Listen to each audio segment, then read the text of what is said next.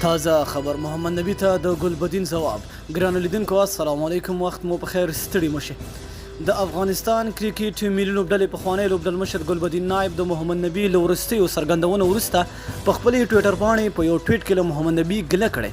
نوموړي په یو ټویټ کې لیکلي، ملګریا لومړی خپل ځان ته هم وګوره. مطلب یې د محمد نبی لوبډل مشري وه.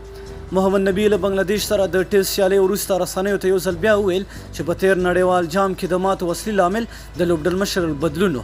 د نوموړي په خبره د ګلبدین ټاکنه په تیر نړیوال جام کې ښه پرېکړه نه وه. هغه ویلي و د نړیوال جام وړاندې موږ زوړ کپټان بدل کړ او په نړیوال جام کې د خرابو کارکردګۍ او اصلي علت هم د لوبډل مشر بدلون و چې موږ ښې لوبې ونه کړې. ګلبدین په ژوند کې هم کپټاني نه وه کړې. دا وجه وه چې موږ له ماتو سره مخ شو. سره له دې چې موږ خرابې لوبې وکړې، خو د هند، پاکستان، سریلانکا او د ویسټ انډیز خلاف مو ښې لوبې هم وکړې.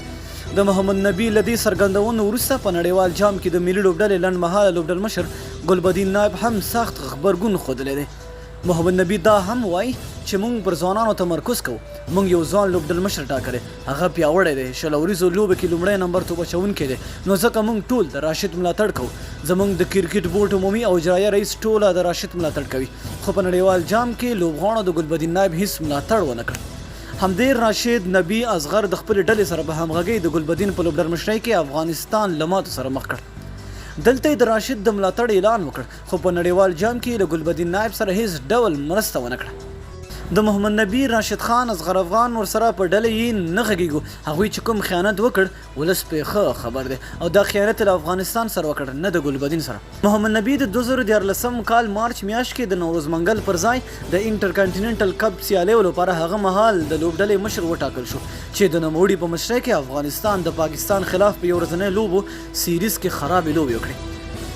د محمد نبی په کپټانۍ کې افغانستان 2014 کال اسیا جام سیالیو ته لار ومونده او په هغه جام کې یوازې بنگلادیش ته ماتې ورکړه. نوموړي د 2014 کال نړیوال شل اوریز جام او د 2015 کال نړیوال 15 اوریز جام پورې د لوبډلې کپټان پاتې شو، خو نوموړي د خرابې کارکردګۍ او د په کپټانۍ کې افغانستان یوازې په نړیوال جام کې یوه لوبه هم له سکاټلند څخه وګټله. د نړیوال جام وروسته نوموړي د 2015 کال په اپریل میاشت کې له خپلې لوبډل مشرۍ استعفا ورکړه. د محمد نبی په لوبډل مشرۍ کې افغانستان 28 یو ورځنۍ لوبې کړي چې 14 یې ګټلې او 15 یې بایللې دي. دغه راز د محمد نبی په لوبډل مشرۍ کې افغانستان 12 شل اوریزې لوبې کړي چې 6 یې ګټلې او 6 یې بایللې دي. د محمد نبی د کپټانۍ په وخت کې افغانستان بشپړ غړیتوب نه و ترلاسه کړی. نوموړي ډېرې بریاوې د نیپال، سکاټلند، ملیشیا، سنګاپور، عمان، کویت او داسې نورو لوبډلو څخه ترلاسه کړې وې. یوازې په 2014 کال اسیا جام کې بشپړ غړیتوب لرونکې لوبډله بنگلادیش مات کړی. همدا ډول د ګلبدین نایب په لوبډل مشرۍ کې هم افغانستان په نړیوال جام کې له جنوبي افریقا، هند، پاکستان، بنگلادیش، ویسټ انډیز، استرالیا، انګلستان، نیوزیلند څخه په پرله پسې توګه ماتې وخوړې. خو له جام وړاندې سکاټلند، آیرلینډ ته په 3 سیالیو کې ماتې ورکړې وې چې په ټوله کې په خپله لوبډل مشرۍ کې 14 سیالۍ وکړې، 4 یې وګټلې او 9 یې وبایللې. ګلبدین نایب په لوبډل مشرۍ په نړیوال جام کې افغانستان کولی شوی چې لږ تر لږه 4-5 لوبې هم وګړي، خو د لوبغاړو د بې اتفاقۍ او ډلې ټپلو له کبله افغانستان له پاکستان، بنگلادیش، سریلانکا، ویسټ انډیز او هند څخه ګټلې سیالۍ وبایللې. دوستانو، تاسو راسره خپل نظر لاندې په کمنټ کې شریک کړئ چې ګلبدین نایب په حق دی او که محمد نبی. تر بلې ویډیو د الله په امان.